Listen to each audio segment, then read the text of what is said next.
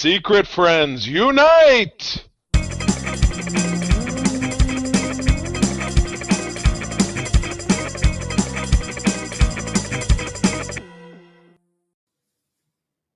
Welcome to Secret Friends Unite podcast, episode 522.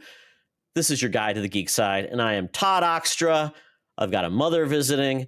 I am worn out from Easter, a birthday. I'm car shopping. Man, oh man, I got stuff this week.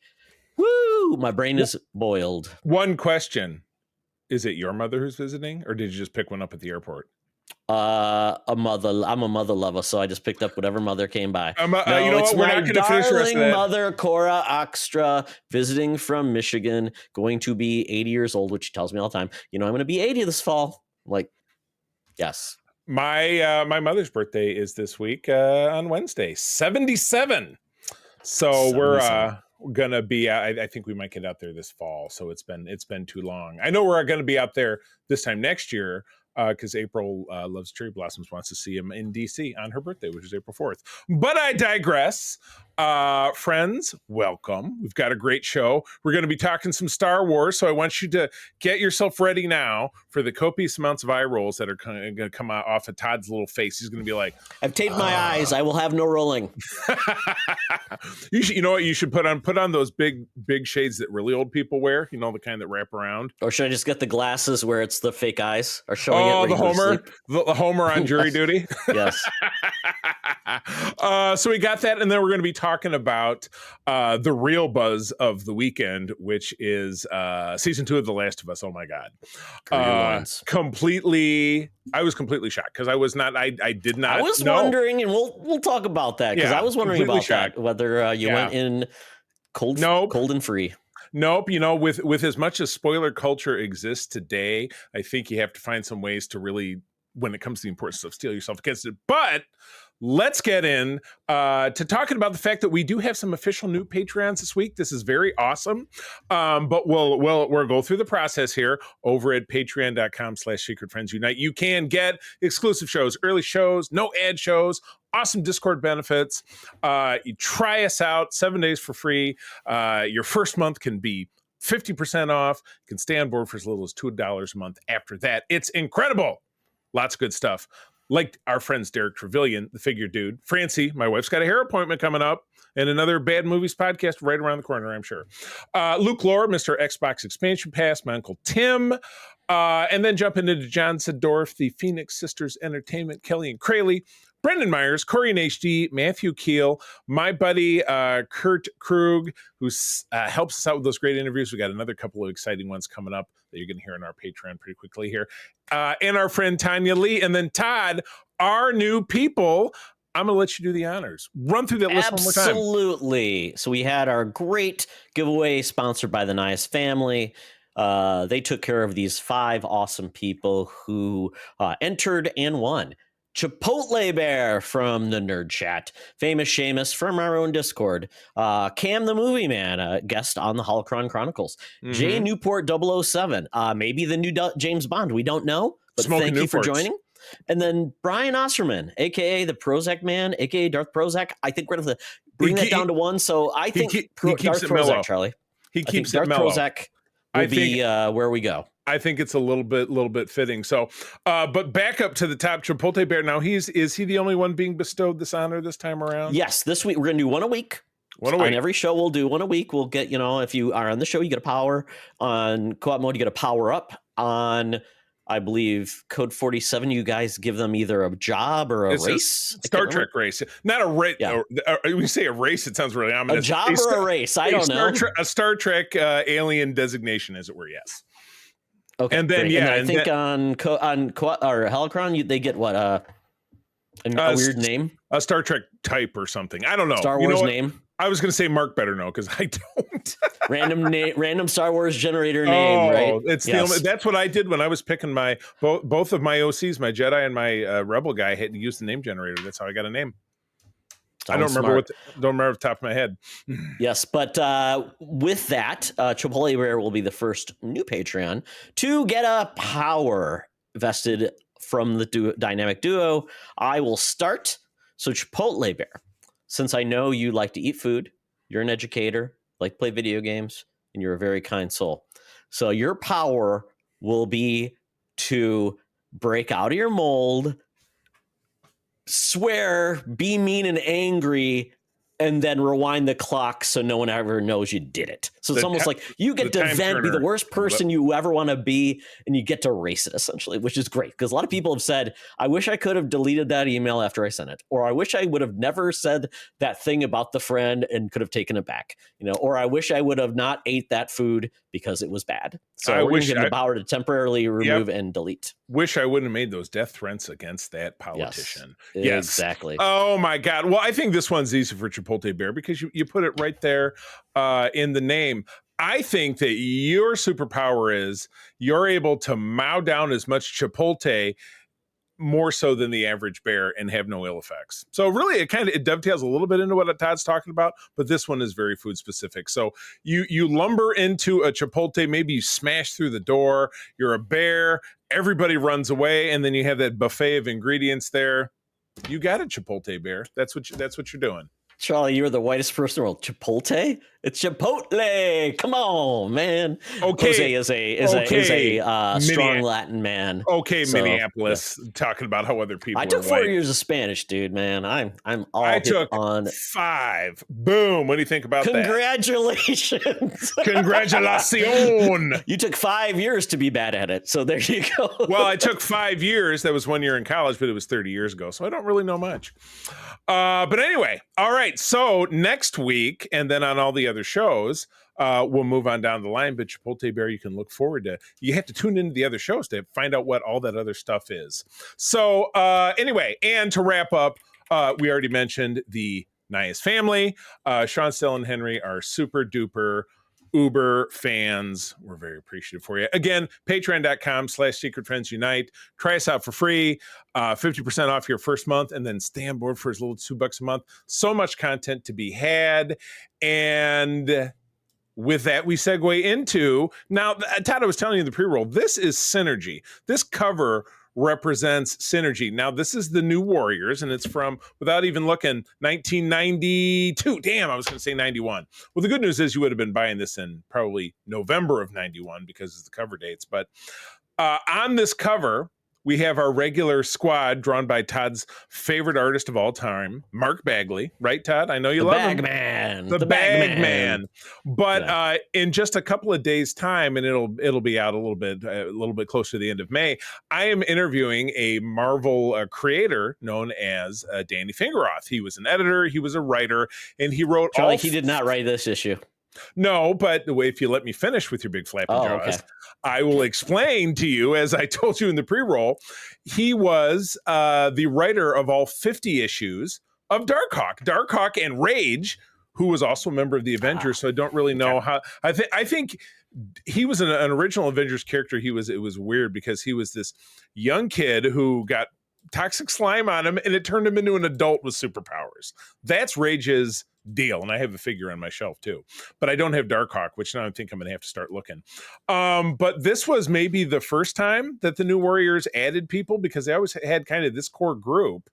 So you had Nova, Speedball. We were talking about Speedball. He became Penance eventually. Do you remember when we were talking about that? Yep.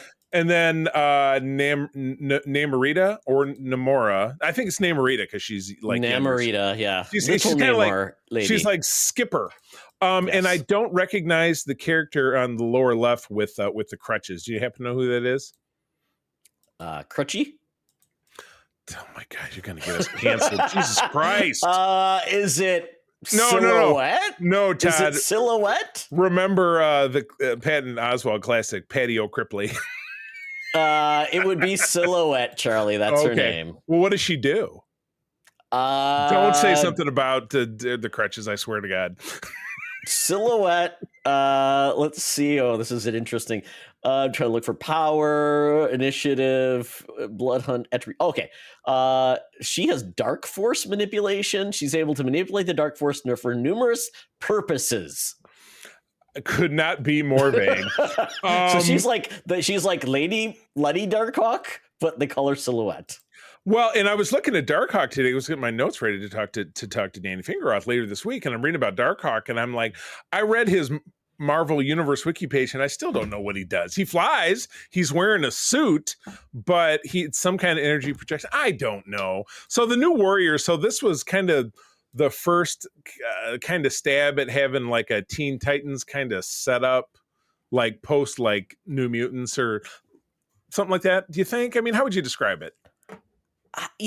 Quite honestly, I never even knew when they came out. I saw their book on the shelf. I'm like, oh, that's interesting. I had no interest in checking it out. I mean, you've got these people. It's not even like sidekicks in a lot of ways. No, they're just a bunch of. Now, I think I know about them because they ended up drawn by Mark Bagley in an issue of Amazing Spider-Man, because Mark Bagley was the artist there for a very long time.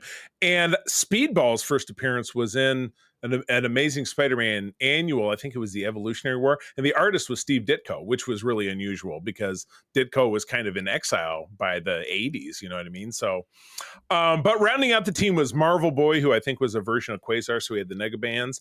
And then Night Thrasher, the guy who had a skateboard. I had him as a figure once. I don't think I have him anymore. But yeah, skateboard. Wow. Yeah, literal. How did I miss out on this wonderful team? Skateboard. But yeah, I don't know that. Why was Marvel Boy on trial? Nobody knows. Probably hit and run. I don't know. DUI, something like that. Oh my God, I don't know. But Charlie, yes. Here, I'll give you the rundown. Yeah, rundown of Darkhawk's. Basically, the Darkhawk amulet. It transfers the consciousness of Chris. Who is the kid, into Darkhawk's alien android, while at the same time switches the robotic place with that of his own body. And then basically he's got a lot of abilities, and apparently he's part of Shi'ar technology. The Shi'ar technology. Okay. And you know who his inventor was? I know you're staring right at it. It's someone that you and I both know, Tom DeFalco. Man, they were doing everything. He was Mr. Marvel back in those days. All right, well, we leave the New Warriors, but not without this tiny tidbit. You know how on Charlie's Angels they had was it Charlie who was on the other end of the little speaker? Yep. You know who was on the other end of the little speaker at the New Warriors headquarters? It was our own Madam Web. That's right. Even at age 92, she was calling the shots for these folks. But these days, she works for us down at the corner of Hollywood and Vine with all of the latest news and reviews. We're going to be talking some Star Wars, Todd. Get on those Homer Simpson glasses because we're going for it. Now it's time for Madam Web's rumors and news. Take it away, boys. Thank you, Madam Web. Madam Web, you survived Easter. You didn't have money for Easter eggs, so you ended up robbing a Maul Easter bunny. Didn't go well. You found out he didn't actually have eggs. He had Metamucil in vials. Those little plastic eggs. Yeah, it didn't go well. So, Madam Web, sorry, you are still broke. I picture the Maul Easter bunny in Mallrats. Yes, that's what it was. That will tie into something I'm going to talk about. Yes. So, Charlie, my goodness. Oh my goodness. Yes. Star Wars Celebration happened in Japan. It happened almost at night, every night. We got a lot of tidbits and things, but we truly never know when the show started and when it ended and what actually happened. I can't lie to you, and this is bad. I know this is bad because I do a Star Wars show, but I turned these on, of which I did once or twice, and it was funny. We were talking about our friend John off camera. John and I are extremely intolerant of the overreacting Star Wars fan. So it's like I tuned in, and they're talking to Alan Tudyk. You were watching the wrong thing. Yeah, they're talking to Alan Tudyk for a few minutes, and this guy who's interviewing him is. He's not an actual journalist or an interviewer. He's like, well, you got to say the Star Wars thing. You got to say, I have a bad feeling about this. And people go, and I'm like, sorry, Star Wars fans. I know I people have had it in for me ever since I denounced the prequels over on our hot take segment. You remember all the vitriol I got on TikTok? Yes, Charlie, when you talk to diehard Star Wars fans that love the prequel trilogy, surprise! You know what? That's and again, I'll say it again. That's they get their revenge, Charlie, because they keep making prequel content. So you know what? They win. They never. Well, something that I consider a win is there's a movie announced, but this is the first Star Wars movie that I can think of that has a named big star going into it. Unless I'm totally crazy. Was there a named big star going into any other Star Wars movie That wasn't a sequel No. to the previous one? Unless it was like a side character, like it was like, oh, they'll also be in it, but they're not a lead. No, but I'm talking about an actor who's in the lead of it, they're coming into Star Wars and they're an actor. Yeah. So, while I'm beating around the bush, what this really means is that one of the first big announcement they made is in 2027, we will see a film. You're not seeing me cross my fingers or roll my eyes, called Star Wars Starfighter, set 5 years after Rise of Skywalker and starring Mr. Notebook himself, Ryan Gosling. Oh, based on the video game from 2002. No, I doubt very much it has anything to do with your video game. Don't smirch. Don't be smirch. The Starfighter game. Don't smirch. Is that a reverse besmirch? So this is interesting. And the director is Sean Levy. I feel like it's on the tip of my tongue what his other big movie have been. He directed Deadpool and Wolverine. He directed Real Steel. He directed was it not the Fall Guy, the Odd Guy? The movie with Ryan Reynolds where he plays in a video game. Ready Player Free Guy. Free Guy? Yes, Free Guy. So this dude makes very successful, profitable films. Yeah. And is that actually a picture of him here? Because I feel like I'm looking at the William Shatner mask. What's the deal with that? They just get a bad picture of him? Because like his face is purple. No, it's a weird lad. He's got some very stylized serious cheekbones. Very, very handsome cheekbones. That's fascinating. So anyway, we all know that Star Wars projects get announced every other week, and then we get a gotcha. But this feels like if they're going to be like it's a movie with one of the biggest stars in Hollywood and directed by, like you said, one of the biggest directors in Hollywood. Even though I feel bad, I kind of gaffed on all his accomplishments. This feels real in a lot of ways that some of the other announcements kind of didn't. That being said, as a hanger on to this, a couple different things before we move on. Kathleen Kennedy not going away. She did come right out and say it. And there are 6 other projects that are still alive, including, I think, the Tales of the Extremely Old Republic, the Rey movie, Taika Waititi's thing is still happening. So there was a real injection of things are still going on. It's just, are they taking their time, or can they just not decide on anything, or I don't know. But trying to keep 26. We've got a 2026 film. We've got a 2027 film. Right. That's all we've got. Farther out than that, I mean, it's kind of crazy. All we've gotten from both of these movies that we've seen is basically a logo, the name of the film, and some fanfare music. Right. But I know they did show footage of Mandalorian Grogu. Yes, they at showed the celebration. A great scene, which I can describe to you because, of course, I watched somebody's bootleg. Should we act it out? Oh, yeah, let's do that. So, okay, scene, dark, stormtroopers walking around. It's the back of an ATST or whatever, and the door opens. Pew, pew, pew. Mando shooting, and he picks a guy up and he throws him, and he throws a knife, and he does this and he does that. There, it's been acted out. It looked very exciting.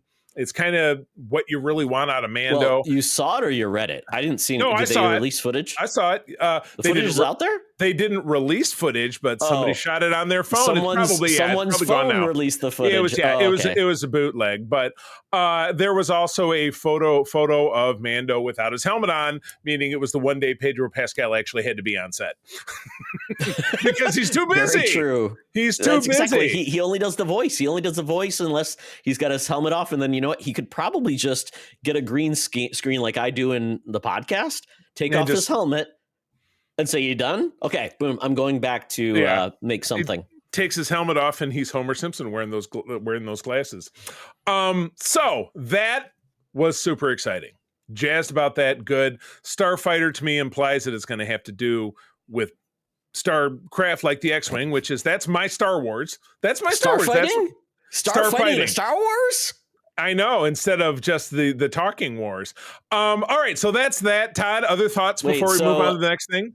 Yes, I'm very excited that we are actually getting a post sequel trilogy project, which is very cool. It's always good to go forward rather than always go back, which is cool. I like Ryan Gosling a lot, man. That guy he just oozes amazing guy. He's funny. He is hilarious. I mean, he could have played Han Solo because he's got a lot of the charm, but him being a star pilot, star jockey, a star jockey, which is going to be great. We don't know what he's going to be doing, but I hope this all comes together. Sean Levy knows how to, if he can make a Wolverine Deadpool and make that happen. How hard can a Star Wars movie be to make? And it can't be harder than trying to resurrect the Fox universe and make a movie with it. And to make it as fun as it. Now, did he do the other Deadpool films as well? Is that all him? No. Okay, all right. I forgot who did the first one. Maybe he did the sequel, but not the first one. Yeah, that's what was throwing me off. I just kind of get lost. All right, well, we're going to switch gears over to, and I'm just going to let Todd make fun of this for like 5 minutes. But Todd, what's the next project that's coming up? This actually made me laugh because I'm like, holy cow. So, it's hard to leave. It's hard to miss the prequel saga if you never leave them. Well, you know what? They're not done with us yet. So we are getting another animated project. It's going to be titled Star Wars Maul Shadow Lord. Charlie, they missed out. They could have made my teen sex romp and called it Maul Rats. They didn't. So yeah, and Sam Witwer is returning to voice the favorite Sith survivor, and yes, he's a survivor. Cue the Destiny Child song. It is amazing that this man has 85 lives, and somehow Maul returned. Yeah, here's the official setup. After the Clone Wars, Maul plots to rebuild his criminal syndicate on a planet untouched by the Empire. In this new series set after the events of the final season of the Clone Wars, Maul rises again to lead the underworld factions. Witwer, who's voiced Maul across the various projects. He was also in the Star Wars Force Unleashed, played a really cool character there. He's dusting himself off a bit, Witwer said. He learned some different things about his character. He's got some different traits that you wouldn't necessarily think he has that make perfect sense what he's been through. Fortunately, I can't tell you too much, but what I can say is Sam Witwer's involvement in the show has been pristine. Nobody says, oh, he was horrible to work with when he's on stage right next to us. Yeah, most people say that about Donald Trump, but we don't need to get into that. So Charlie, is this like a missed...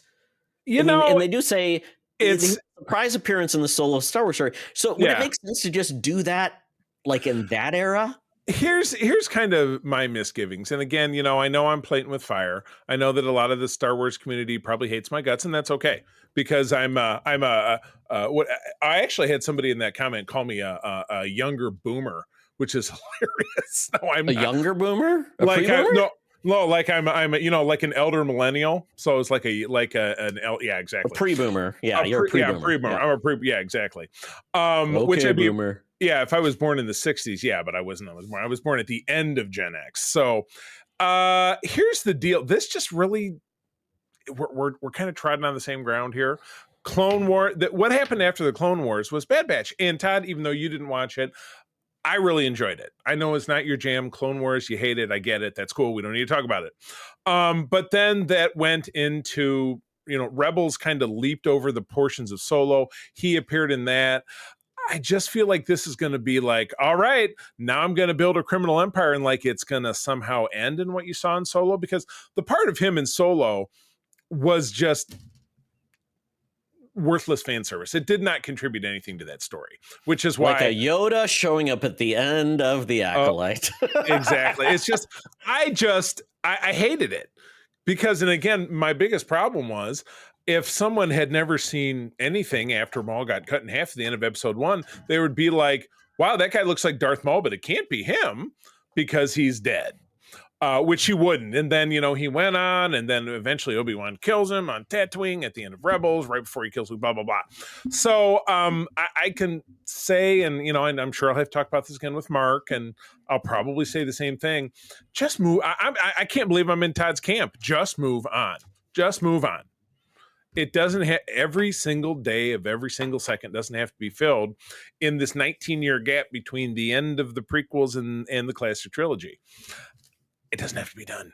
So just move on. I love the Starfighter time period.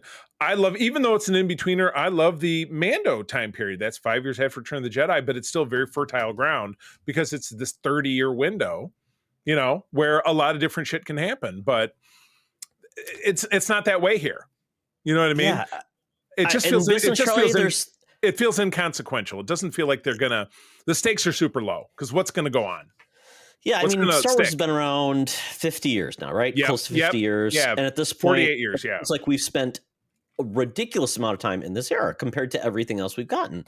And it feels like there's a cost of business called cost of opportunity.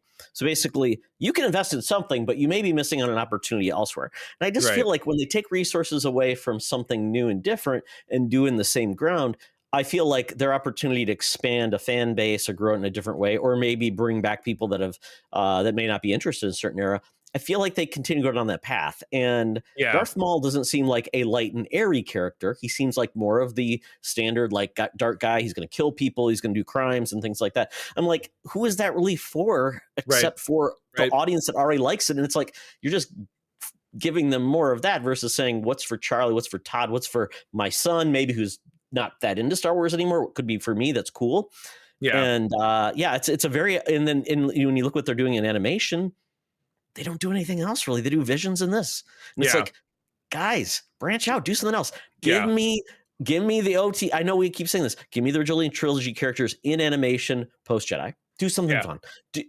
Do Shadow of the Empire in animation. Make me happy. Make us all happy. Well, and if they're going to do something even post Return of the Jedi, recast those original 3 characters. It's fertile ground. Do it. They can be a part of taking Thrawn down. I would like to see that. Well, even in animation, just bring in voice actors and do it in animation. Right. If you don't want to go after live action, do animation. It's cheaper, it's faster.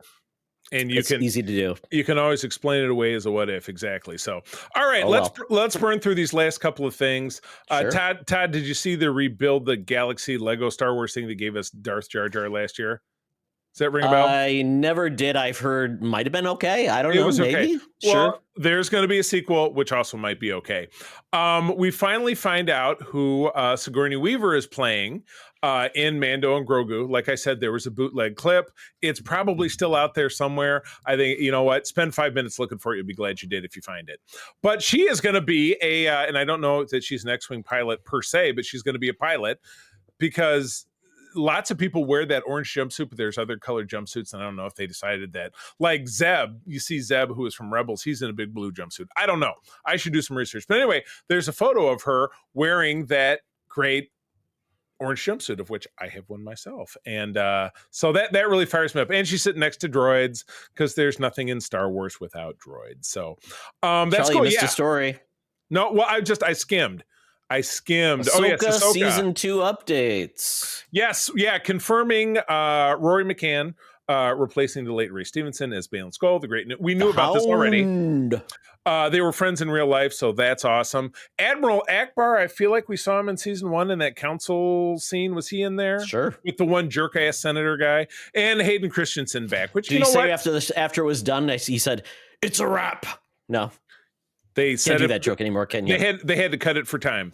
And Hayden Christensen back as Force Ghost Anakin, which, you know what? I think he did really well. It was redemptive. It was redemptive to see him be a part of stuff. He's only been redeemed 18 times, right? I meant I was referring to the actor in the role, because I think he contributed more not being under George Lucas's direction. But he's coming back again. And again, it's fan servicey, but does it service the story? That's the real question. So I would imagine. How can we miss you if you never go away? As I always say.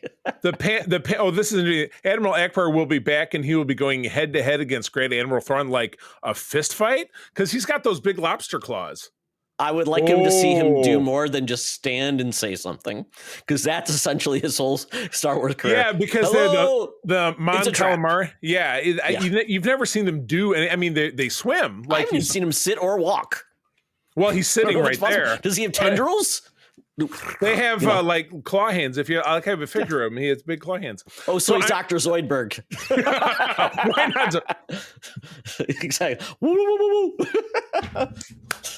He just eats bad food and smells. Oh my god. Admiral Zoidberg, make that the name of the episode. Yep. So anyway, I think that's cool. You're right. If they actually make him do something, I'm totally into it. Sure. Why not? talked about Sigourney Weaver. Excited about that. That clip is probably still out there. Filoni took the stage and said there was a plan. Wait, was he wearing a cowboy hat? You know what? That was one of the things I tuned into. I think he wasn't.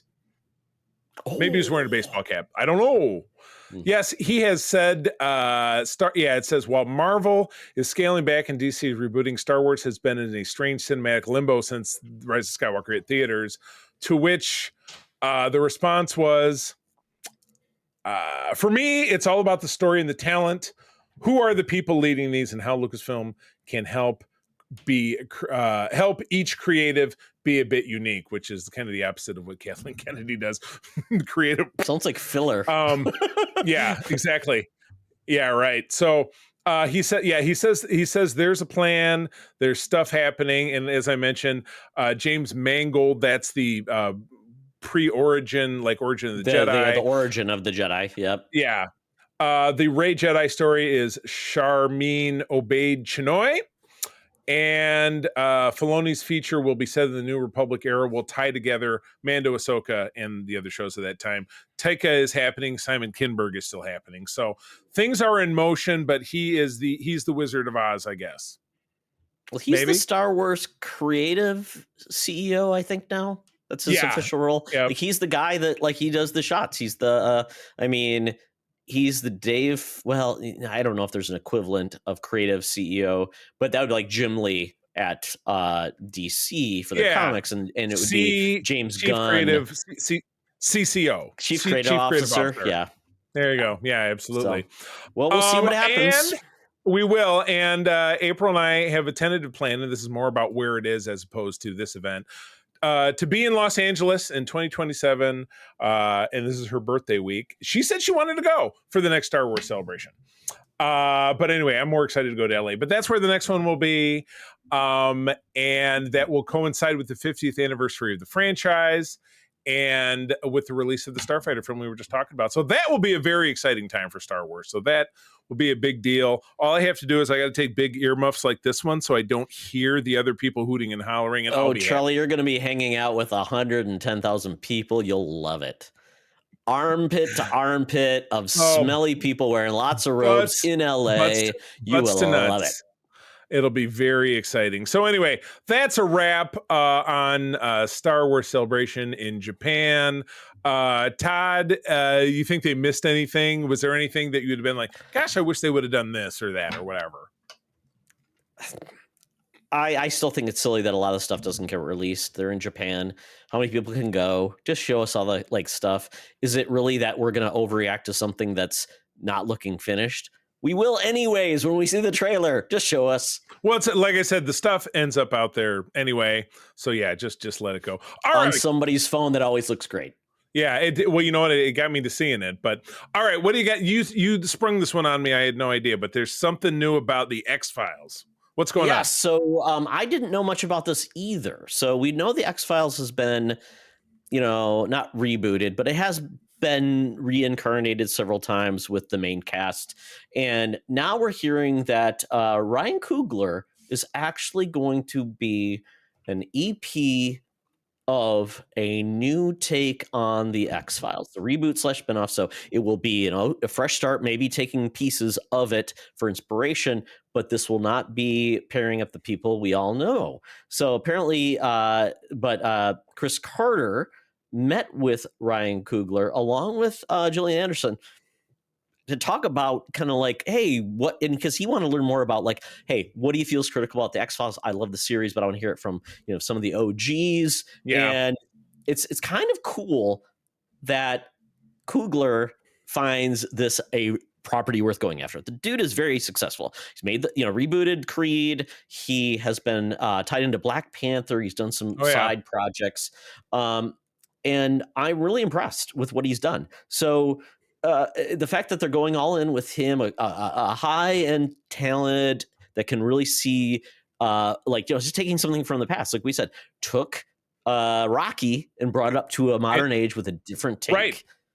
Right. Yeah, new character, and the new character became the the focus of it. Yeah. So those Creed movies were great. So Gillian Yeah. Anderson, anything, but it's funny you say, oh, it's a new take. You have two of the three people that were the big parts of it. So Duchovny, I've heard Duchovny is quite famously kind of difficult to get along with. So maybe they asked him to be a part of it. And he said, no. After we saw him in that one project, what was it? The Pet Cemetery prequel. I thought that was okay. I thought it was okay, but not up yeah, to his standard of projects he normally works in. But if you think about this, could there be a role with some of the characters? Yes. Do I think there could be some, this could be a spiritual like sequel? Yes. Yeah, but same universe. It's a great premise that just seems evergreen, but you do need compelling stars and stories to really make it work. Let's not have another black. Was it the black? It's the black goo on the prehistoric goo in Texas. Yeah. From the movie. Yeah. Let's do something different. Texas tea. Yeah. I did not love the alien abduction part of X-Files. I like the other stuff better, to be honest. Yeah, I hear you. Well, good. Well, if that is being discussed, it's at least 2-3 years away. And that's Fox, so that is Disney. And it would be on correct now? Like Fox. Gotcha. All right. Well, something that is actually not Disney owned, but I would say that I was pissed off, but that would be stating the obvious. Strange New World season 3 has been in the can for a long time, and the season 2 wrapped up at the end of summer 2023. So now on our way to 2 years, 18 months long. And last fall, we got an extended clip. We got a nice trailer a couple of weeks back, which Todd and I talked about. And then Peter and I, of course, talked about more so on Code 47. Now we have a premiere date where it'll be at a film festival in June. And that's all we got. That the first episode will be shown. Charlie, it's coming in August. It's coming in August. I guarantee you it's coming in August. And that led me right back to playing with our schedule on Code 47. I'm moving it up. I'm moving it down. But at the Tribeca Film Festival on June 14th. Tribeca, of course, being a part of the island of Manhattan, so that's New York City. They will be showing this first episode in attendance with Anson Mount, Ethan Peck, Celia Rose Gooding, Carol Kane, and EP, Alex Kurtzman, Akiva Goldsman, and Henry Alonzo Myers. I can't believe my brand new best personal friend Jonathan Frakes will not be in attendance. I bet he'll be there. He's beloved by all these Star Trek folks. Oh, sure. Because he's a director and he's the best they've got. Apparently, Jeannie Francis probably had an event that's taking him away from it, Charlie. I don't. And he speaks very fondly for, as I'm sure you heard in our interview, but I don't know that she still. I don't know. I'm not sure what she does anymore. I don't know if she still shows up and stuff from time to time. I'm curious. I'm sure Jeannie has something going on. I'm sure. But anyway, yes. This, and I pulled this from Trek Movie, which is where I get most of the Trek news that we talk about over on Code 47. Paramount, of course, yet to confirm when the series will debut, but this says it's a good bet. It will be soon after the New York event, possibly even the following Thursday, June 19. So naturally, that led me to go back and start playing with my schedule. And you know what? I don't like June 19. I have something else planned for the show. You're at that taunting time. me, Charlie. Keep moving it. Move it forward. I would. And this says, Todd, it probably won't be as late as August. So they're challenging you. They're challenging you. That's okay. That's okay. Summer's a weird time to put out shows. There's a lack. Some people are busy. I don't know. Anytime's a good time to watch a Star Trek show. But I will ask this question. We typically, back in the day, you would get 24 episodes in 1 year, 26. Every year, right? Yeah, 26. Right? And now we're like, we can't even get 9 episodes out within a year, right? We can't get 10 out every 2 years. Now, granted, the strike came along, and we know we talked about the strike every week and how necessary it was. That's okay, but this just dangling it in front of us. It's like I know it's the only thing they've got because they wrapped up Discovery, they wrapped up Lower Decks.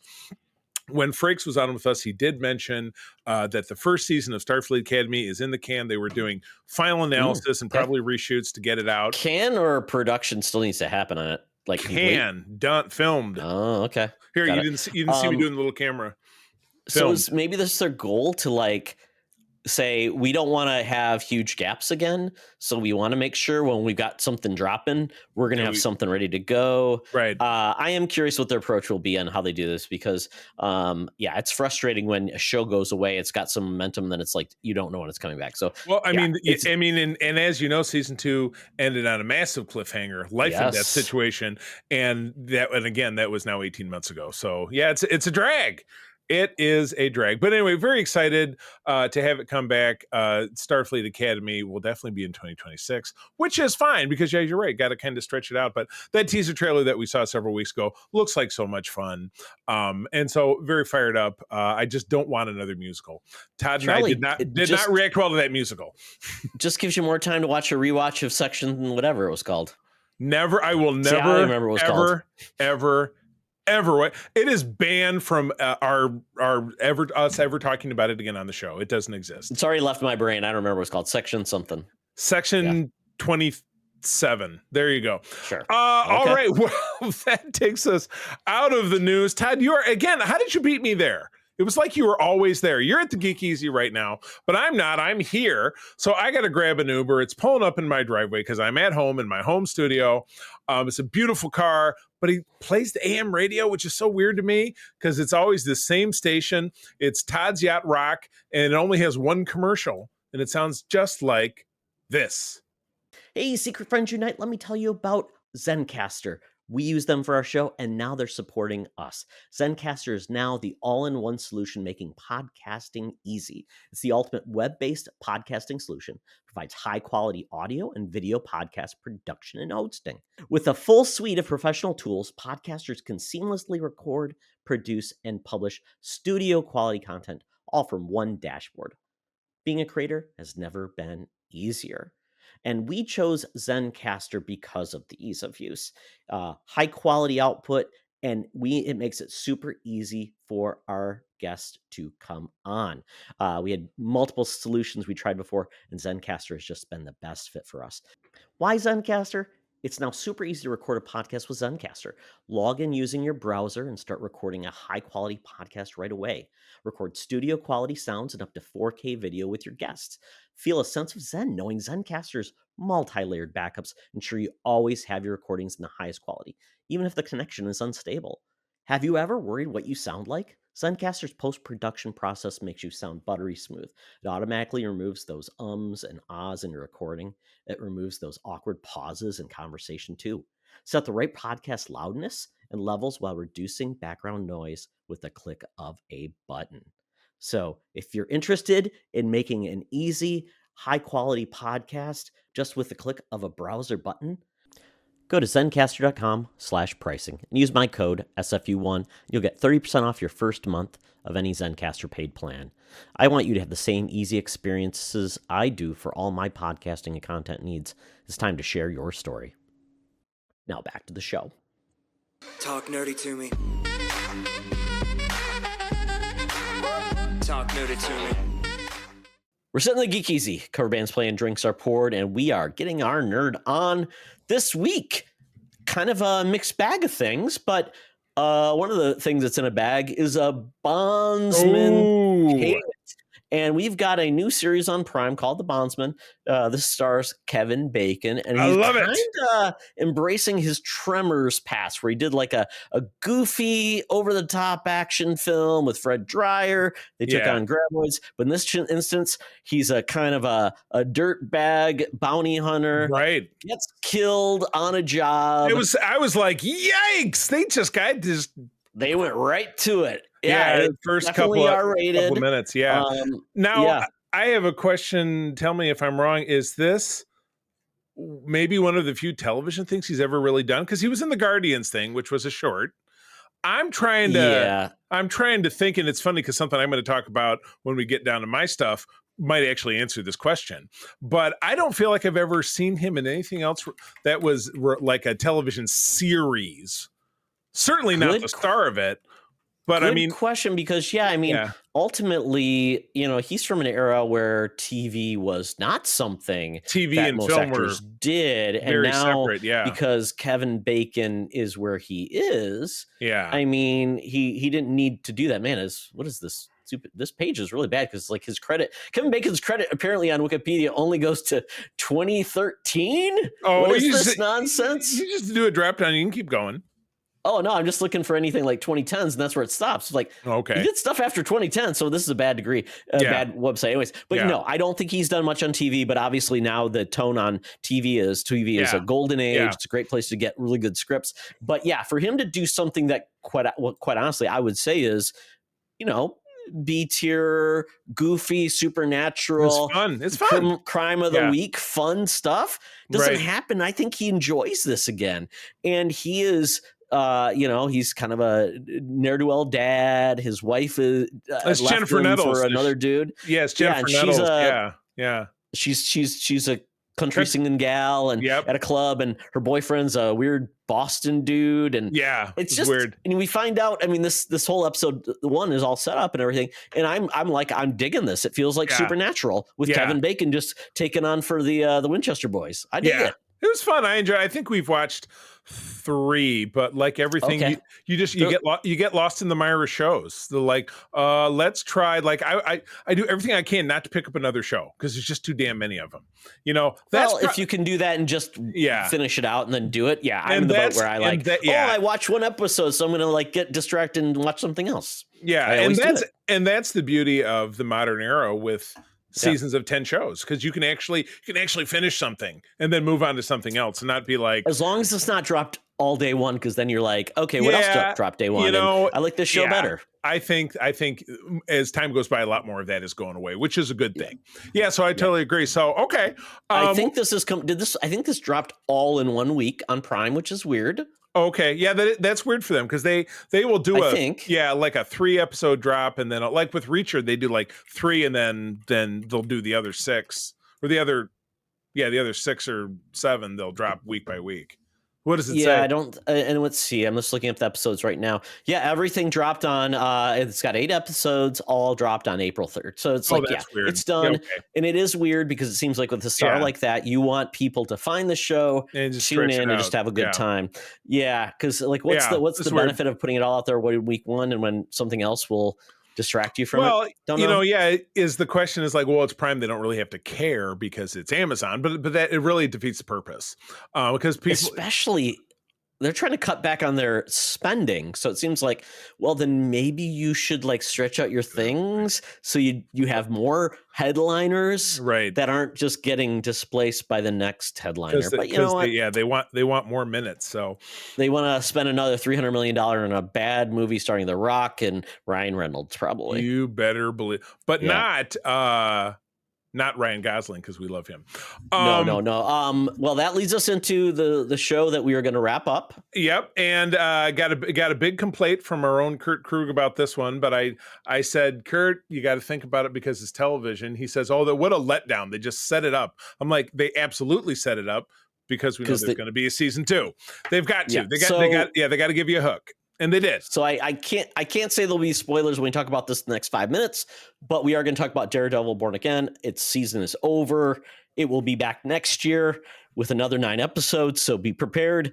If you don't want to get spoiled, just skip ahead 5 minutes. So yes, you've been warned. So Daredevil Born Again season 1, man, oh man, if you thought Disney wasn't going to put something on that is horrific and horrible and made you feel... This contained the most shocking thing I feel like I've ever seen in any television show. Really? Okay. I thought so, and that's probably colored by the fact that it's Disney and colored by the fact that it's Marvel. But Charlie, I've seen Preacher. Some really horrible things happen on that show, and this puts it all to shame. So, but yes, for a Disney Plus show, I was absolutely blown away by the fact that the Kingpin, in terminating, we don't have to describe it, somebody in his way, treated somebody's head like a peanut, and it was seen fully. Yes. Yikes. And I didn't know if they were going to show it, and they did. So, and they didn't need to about that, but they sure did. This was Matt is great. He can take all kinds of shots and stabs, and he can still fight, which he did. We got a very triumphant return of John Bernthal, who I hope to meet next month at Motor City Comic Con. Very short-lived, though. Very short-lived. Didn't He did. last very long. Well, Yeah. he's not. Yeah, I'm not going to say if he's alive or dead, but I mean, come on. And there was, if you haven't watched this, but you probably have, because we're going spoilers. There is a post mid credits that it happens to involve the Punisher, so don't count him out. Don't count him out just yet. But yeah, No. we had a delightfully graphic fight scene within Matt Murdock's apartment, where because the Karen reappears on the scene, she brings the Punisher in. They're still close. Do we have a love triangle going on? I don't know. I don't know that I'd want to be in a love triangle with the Punisher. I don't know about you. I don't know that I want to be the third not a corner stable guy who's Yeah. now a living in a janitor's closet Right. beneath a building. But I mean, this whole series is kind of always leading me down the path of what are most criminal geniuses always going after?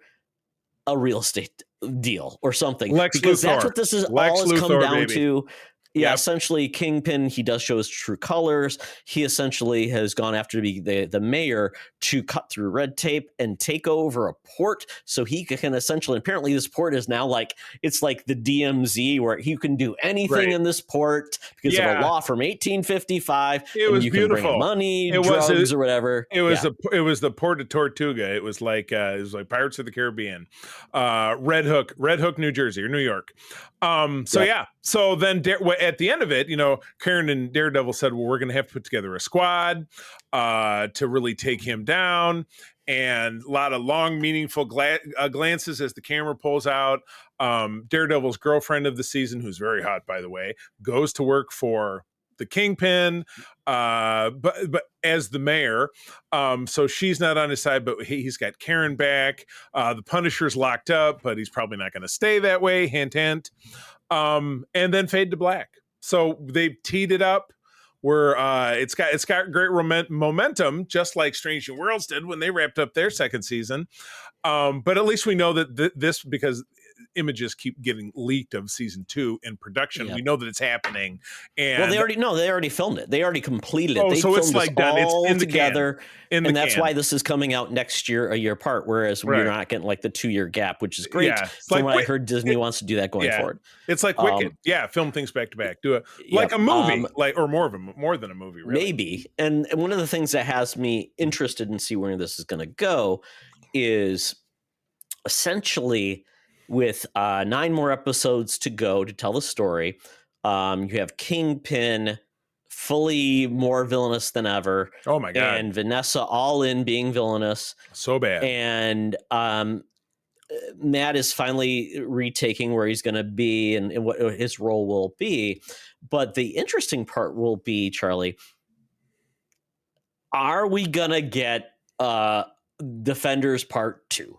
Or will we truly get in some other non-Defenders characters that will show up from the MCU now that everything is fully versed? Do we get I'm trying to think of other characters that have showed up that have not been fully used. That Werewolf by Night, the Man Thing. Oh, it makes total sense. Yeah. Exactly. Oh yeah. What's his name? Wait, hold Ghost on. Rider. I've got it. Just drill it Okay. right back. We're going to take Sure. earlier in this episode, the New Warriors. Night Thrasher on his skateboard. Darkhawk. Rage would be a great one. Got a big old linebacker looking kind of dude in a leather vest with a luchadora mask.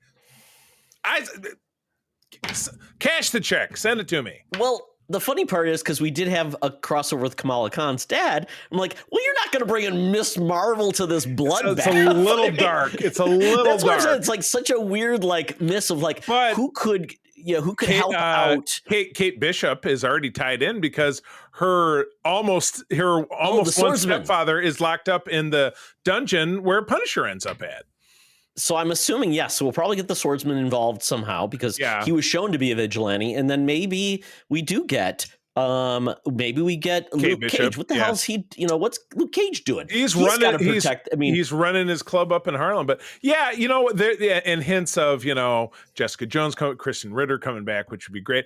I'd be fine. Just leave Danny Rand out of it. We don't need the Kmart Tony Stark to come back, and No, and we then don't need J.R. Ewing of the MCU from like the soap opera that it was Yeah. or Melrose Place. We don't need that. Yeah. And you know what? Oh, and we you can know just what? say, Iron Fist went off back to Kunlun. I got it, but they'd have to recast it. But Moon Knight would be great. But they're not going to get Oscar Isaac, I don't think.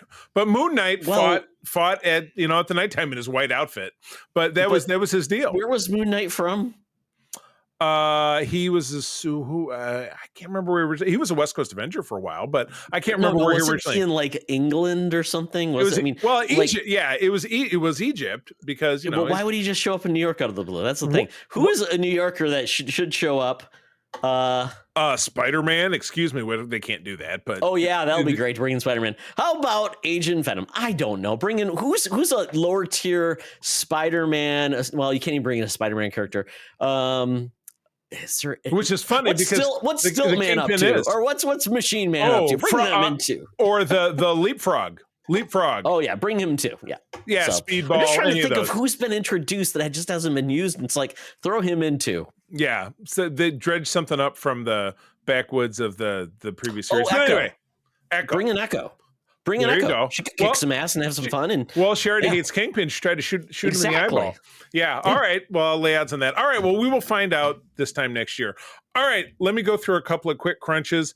Very interesting movie on Max right now. And this is a direct to Max film, if I'm not mistaken. Samantha Morton is the star. She was Alpha on The Walking Dead. I don't know. Did you watch Walking Dead at the end? Did you? No, doesn't ring a bell. Charlie, I think the last time I watched was the season after what's his name died or left, and then that's it. Oh, okay. So I can't Alpha, remember. I think maybe. Yeah, there you go. But anyway, she is living in 2070. This woman's living in 2073, so it's only a few decades from now, where the world is a trash-filled wasteland, whatever it is. And so you're expecting, all right, well, I think April and I tuned in because it's a post-apocalyptic story, which is something that we enjoy. But this movie, 3/4 of it is a historical documentary showing you with real footage how this world came to be found, how it became this police state. Everybody's got to have an ID because Samantha Morton's character shows up as someone with no ID, and how she's treated and imprisoned. But all of it is footage about global warming and about, and let me tell you, Donald Trump appeared several times in this footage because they used some real footage to kind of enhance. It was pretty much all real, honest to God, National Geographic stuff. So it was. I've never seen anything like it. It was very interesting. So I'd recommend it. I don't want to talk too much more about it, but I would say go check it out. So yeah, that's over on Max. I have a 1-2 punch here. Every once in a while I'll talk about a YouTube channel I like. I mean, I bought a t-shirt for one. It was fun. I was going through my t-shirts. I'm like, I haven't worn that one in a while. But I have a new YouTube channel I love called Robert's Retro Rewind, which is like, we watch a lot of hey, Gen X. You remember when? I love that stuff, Charlie. You love look back. But Todd, this one is really very interesting, and I sent you a clip of one. Did you watch the clip that I sent you? No. I don't want to spoil it for you, but believe me when I say you need to go watch this 30-second clip. But it's in our Signal chat. I don't know. I may not have 30 seconds available in my life when I'm sitting on the toilet. It's in our Signal chat along with the war plans. But this guy's got a bit called short-lived TV shows. And he takes a TV season and he's managed to find clips. He projects it on a 13-inch Sony TV, and you see the open of the show. And it shows that 90% of them you've never heard of, and it's hilarious. And he ends each one of them with a title card that says how long they ran. There's some that were 6 episodes produced, 4 aired, and it'll give you a little blurb about them. But there's so many. Gina Davis had a sitcom that lasted 3 episodes in 1986, which that was something I had heard of. This is really fascinating. And I've watched, they're an hour long each. So yeah, it's a bit of it, but you put it on the background, whatever it is. But he did one going back from the 60s, which I won't touch, but I watched 3 or 4 of them from the early 80s. Absolutely fascinating. Robert's Retro Rewind. It was very fun. I have a fun fact. Did you know Jack Black played a character in the Never-Ending Story 3? I absolutely did know that. Yes. You did? Yes. Ooh, kudos. I know many Cadoos. Cadoos. And all right, so back to the latest installment of Late for the Party, a show that actually has been harassing me about for years. But right now, April and I cannot turn off. We watch it day and night. We were watching one before we came down here. We'll finish it when we get done. For All Mankind on Apple TV Plus. 1/3 of the creative team is Mr. Ron Moore, who is a personal storytelling hero of mine. History diverges in July of 1969 when the Russians land on the moon instead of the United States. And there are 4 seasons. We are at the end of season 3. The 5th season is being produced or could be done, will be on. But every season takes a 10-year jump where you're following a lot of the same characters. You know, young characters grow up to be adults. Todd, how much of it have you seen? 1 episode. I was kind of stuck in the same place because I was like, we watched 1 episode, but I got to get back to Severance. And I'm like, Severance is okay, but I think I'll try this Ron Moore show out again. And we just got hooked. Got sucked in. Assuming this is it's a little more straightforward. And I do hear there is an episode in this series that is amazing. It's like people have said it's one of the best hours of television ever. Can't remember which episode it was. Yeah, you know what? Because you couldn't pick it out because this is a series full of those moments. Okay. Absolutely. Maybe I'll look it up because I know they said there was one specific episode. Absolutely. Like, this is the episode. So absolutely. Just you know. Biting your nails moments, you know, astronauts hanging off the side of a space capsule trying to save another astronaut. Or well, don't they go into like really going into like women became a big part of this? Right away. The astronaut. Yeah. And it was in episode 4 or 5. It was Nixon's astronauts. And and it was because of the space race that the Vietnam War ended 5 years early, you know, and you know, that seems like a good idea. Absolutely. Space instead of more Vietnam War. Exactly. And through some twist of fate, John Lennon was never assassinated. So that's a wow. All these good things happen if the Russians go to space first, Charlie. Who'd have thought? I know. Reagan did his 2 terms starting in the 1970s. We never had Jimmy Carter or Gerald Ford. What? What's Michigan gonna do without their only? We still have Motown. I assume that history didn't erase that.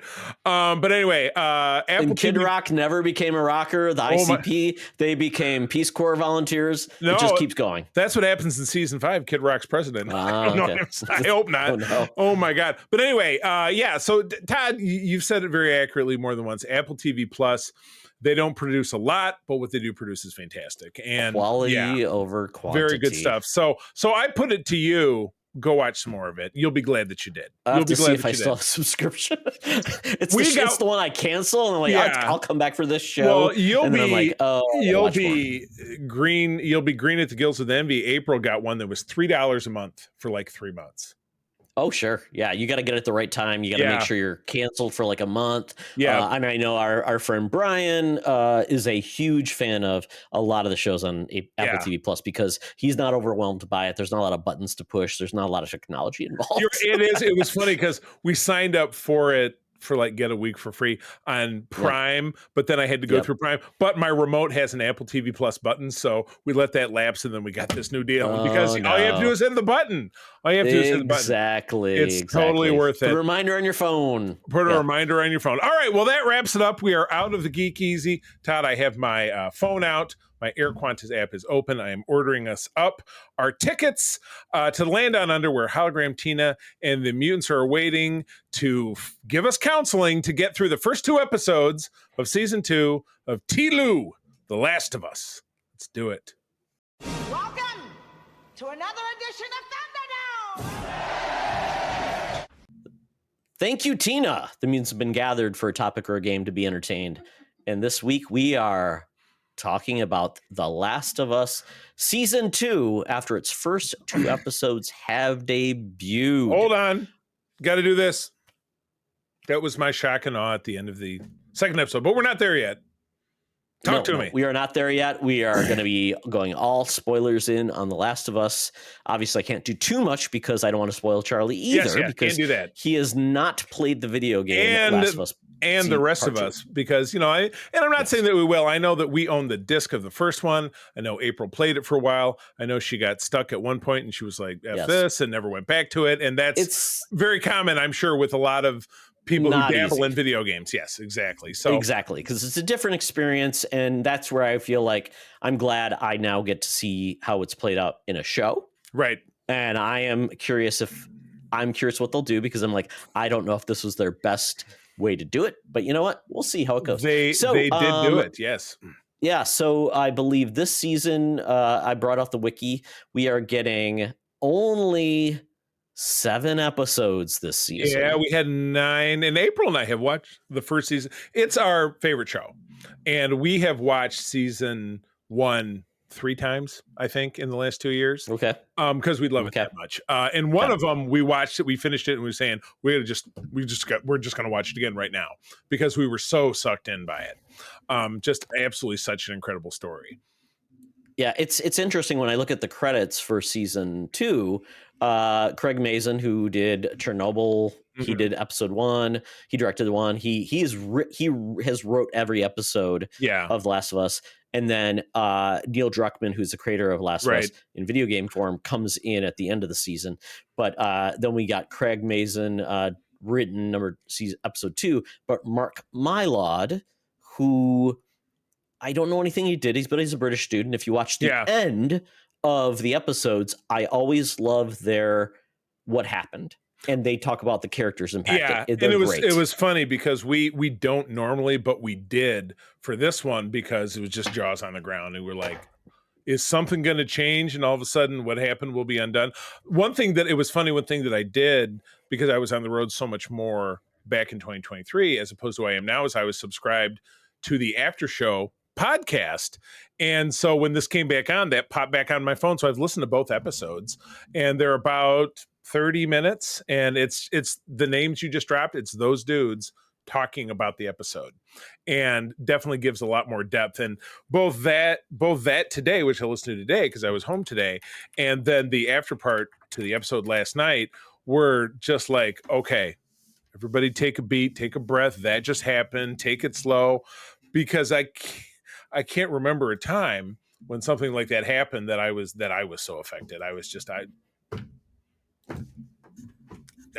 I'm struggling for the words. It's a lot. And if you played the video game, you knew it was coming.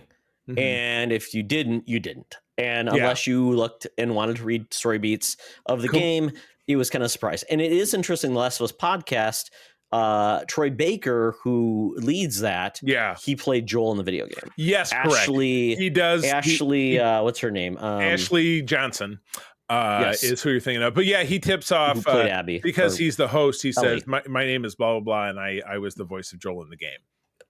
Troy Baker. Was actually a Last of Us video game podcast as well. Okay. And it was hosted by a person that we had on our podcast, Christian Spicer, Charlie, because he is a big fan of that, and he hosts the DLC podcast, but he also loves the series, and he hosted that podcast as well. And so it's kind of like 6 degrees of separation. Speaking of Ashley Johnson, she sang the song that took us out of the episode last night. That was her. Absolutely. She's in. She's also in that one show with the D&D show. I can't remember the name of the show, but it's big. It's Deus Machina. It's on. It's Amazon. It's a D&D show. Well, so, she had the role. She had the pivotal role of Beth the waitress in 2012's The Avengers. Yep, absolutely, and she was also the last kid on. Chrissy she was Chrissy on. Growing Pains. Growing Pains. Yeah, exactly. Yeah, which the fact that she emerged from that unscathed, pretty good. She is the only one, because Alan Thicke is dead. So he's really unscathed.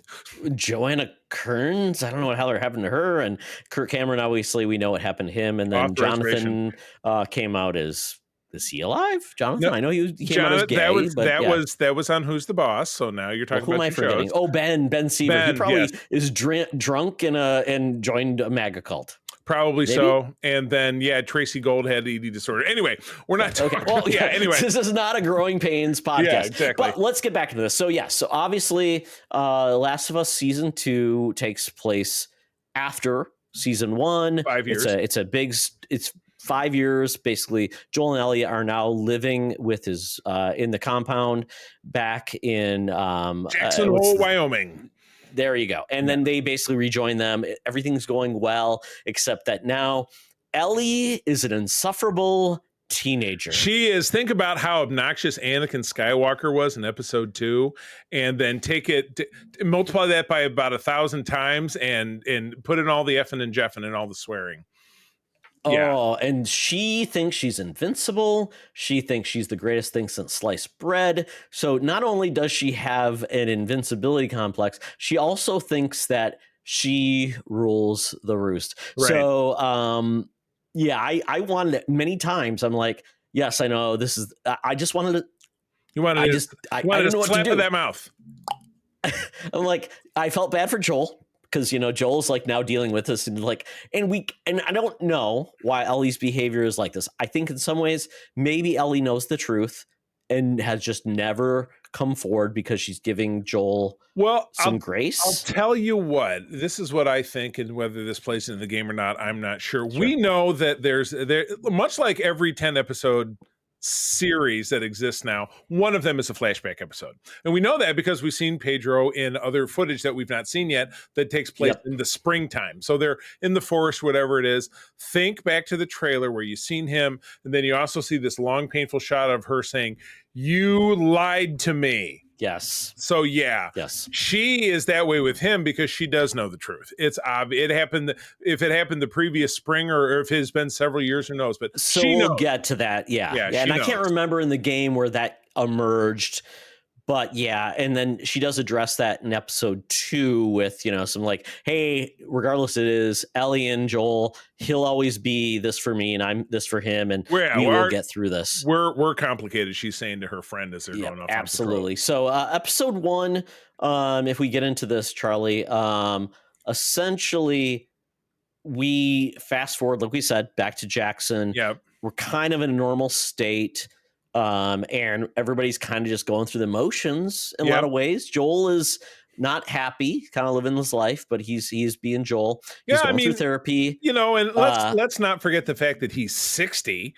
So he's aches and pains. They worked really hard, and it was almost like I could definitely feel like watching that first episode, they were teeing up something where he would take on a diminished role. He was not going to be John Rambo like he was in that last episode, because he looks really worn out. He's fixing a whatever, wearing his glasses, and he looks like he's in pretty rough shape. Now, one thing you left out is that before we had this great big time jump, we did jump into what essentially after the last episode of the season, where there are 5 people standing around having a memorial to all the people that Joel killed in rapid session in Salt Lake City at the end of the last season. One of them, as we find out, is the daughter of the doctor who was going to perform the procedure. And it was interesting because when the final showdown happened, she says, "You shot an unarmed doctor." I'm like, he was walking at Joel with a scalpel like he was going to cut him. What else was Joel supposed to do but shoot him in the head? Although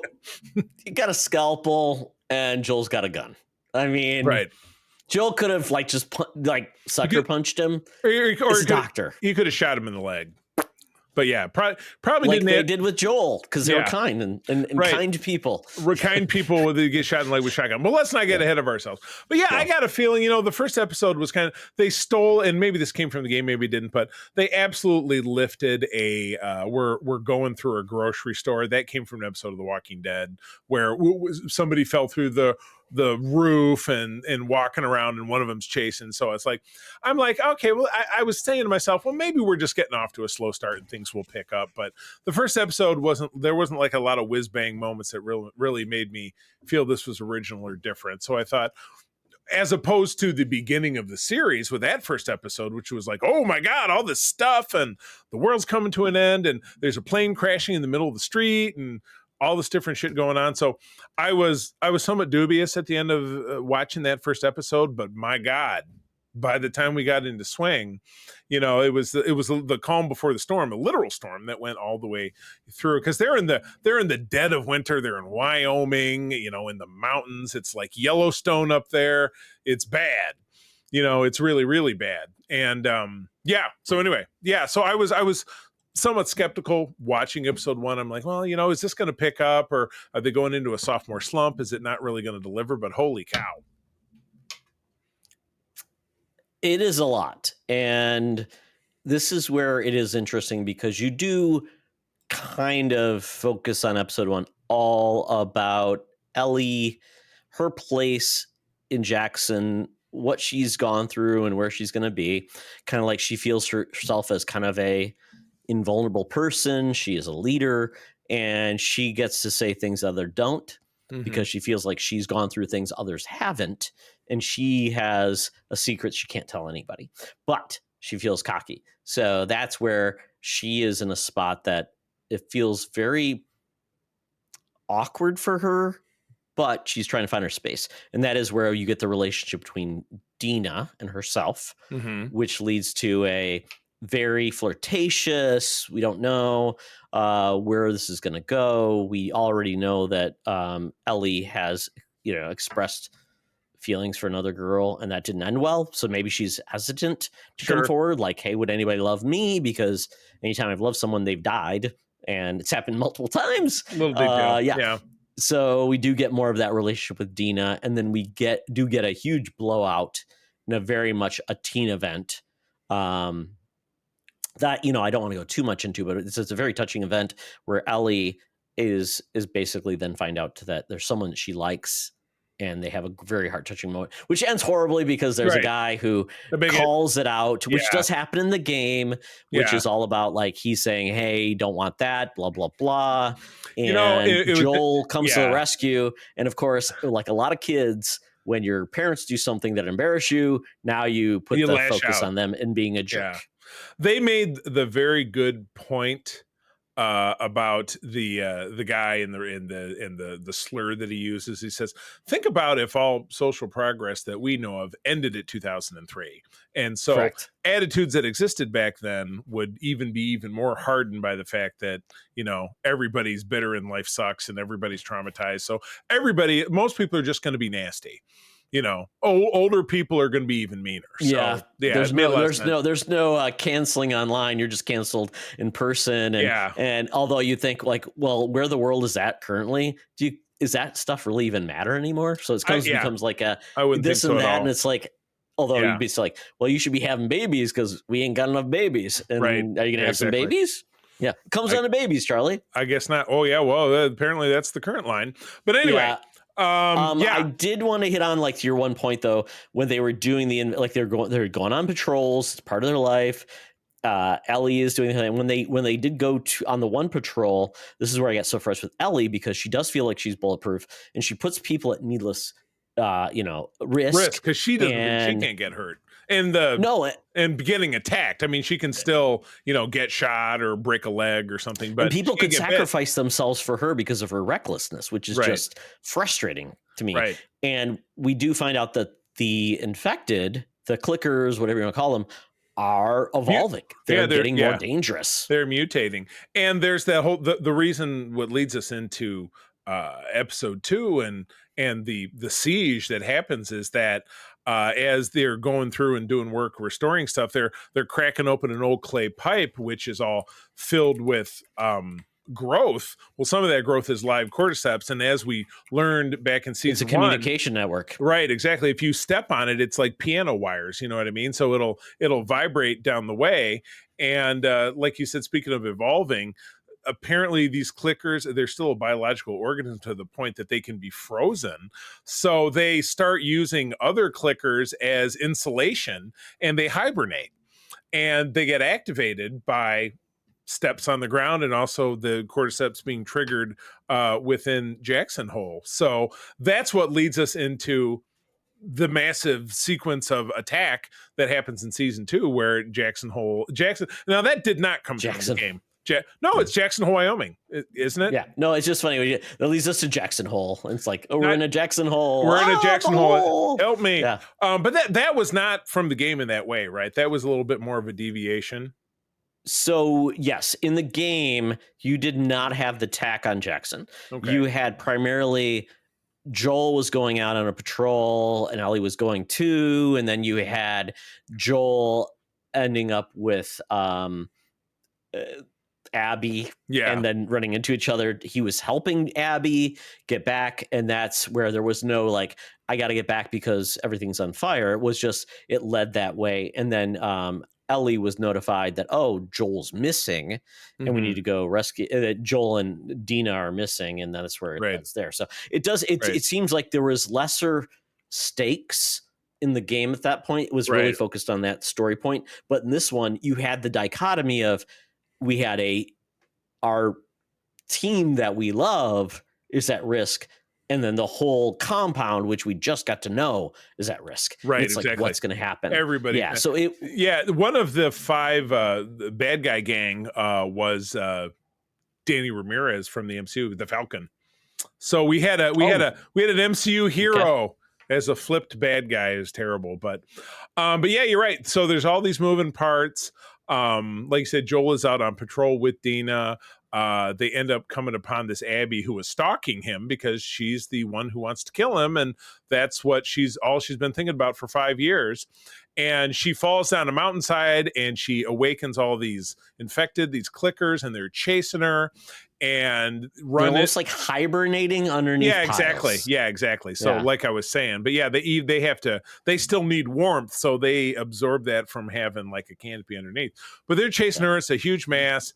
They get into a situation where Joel, who she doesn't know, rescues her from falling. But he rescues this person who's there to kill him.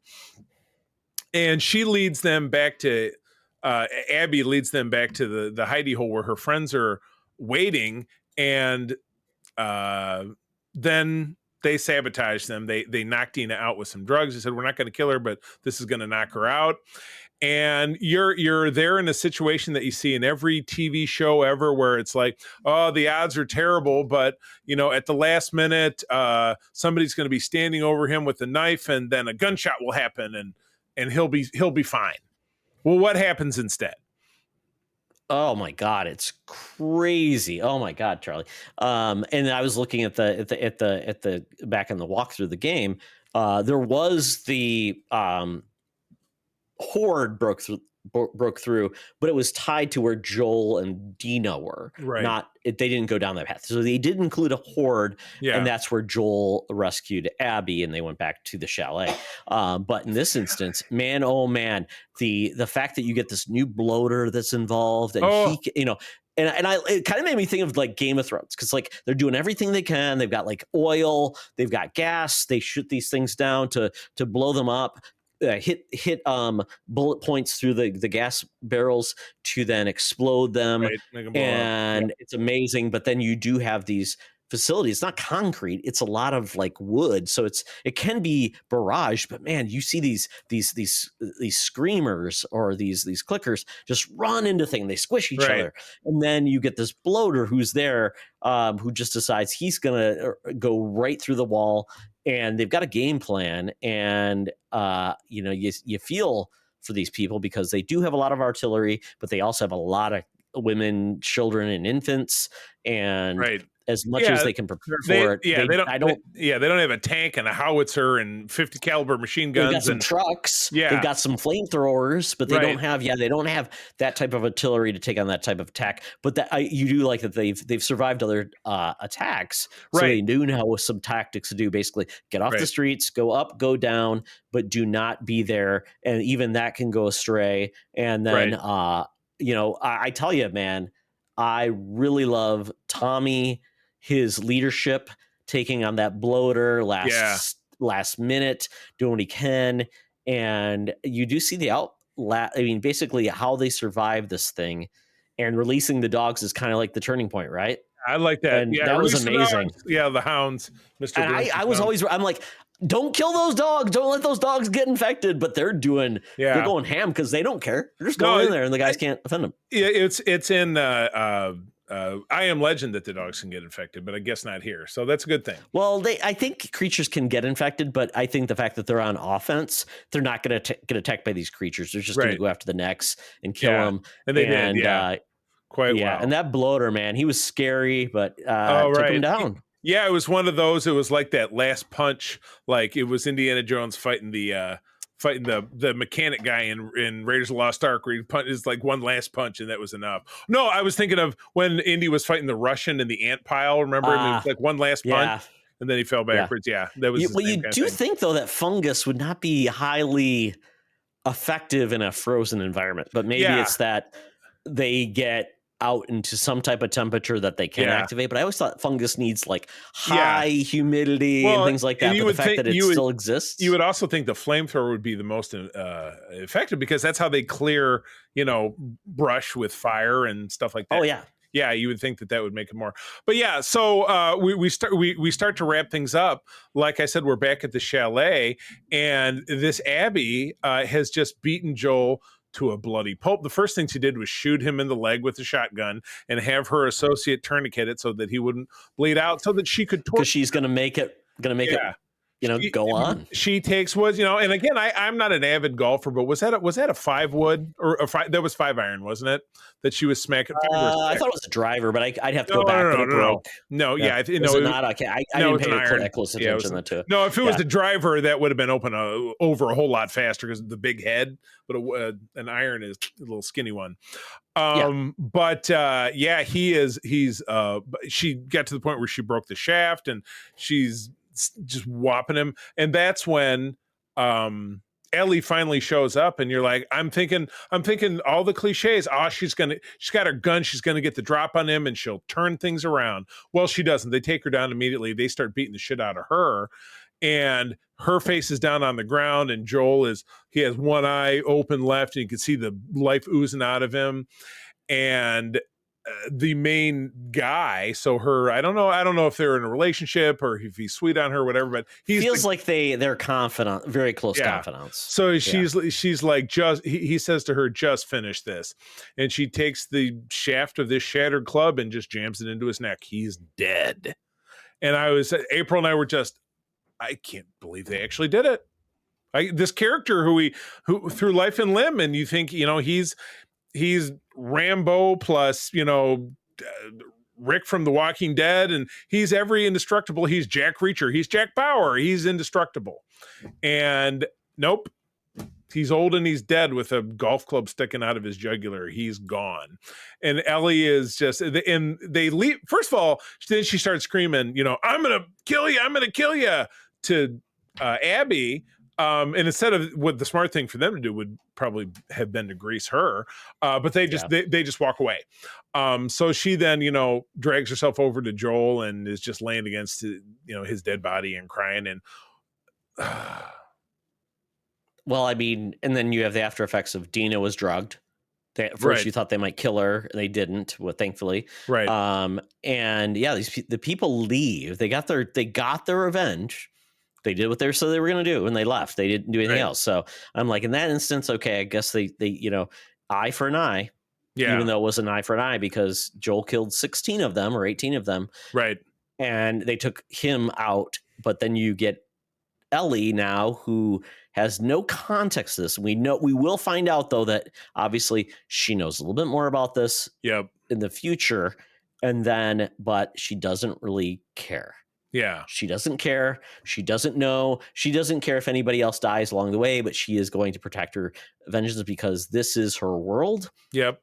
And that is the end. And in the game, Charlie, it's just kind of like, this reminds me of like Misery, the book versus the movie. So in the book, they don't take a sledgehammer to his feet. They take a axe to his feet. So he loses his feet. They don't just hobble him where they break his legs and his feet. In this instance, they don't stab in the neck. They take a driver to the head of Joel to finish him off. So that's where the joke about Joel going out for golfing and I hope he doesn't use a driver. So that is a joke that's tongue in cheek. But when the leaks of the video game story came out, people were by themselves because they didn't get the whole story. They just said Joel's going to die early. Yeah, people were pissed off because well, how can this be a story if it is? And then also the part of Ellie being LGBTQ obviously set the world on fire too. It's like, people can't handle it. Yeah, exactly. But there was this story element with Ellie in the last game, which was set out as a extra content, which we saw in season 1, where Ellie, her girlfriend in the first, season, died when they were checking out the arcade. So that was already there, but it just felt like people just like, well, I thought that was just a phase she was going through. No, it's not. Sorry. Doesn't really work that way. So where we're headed, Charlie, you obviously are not sure where this is going. You should not look where this is going, because no interest in doing that. No interest in doing I that. know where this is headed, and this is where I said this movie, this TV series. I mean, it is a movie. It is the whole sequel. Yeah, yeah. So you can break this up, because I will just say that the ongoing dynamic will be Ellie and Abby. That is going to be the dynamic you will see going forward. It will propel this series to the bitter end,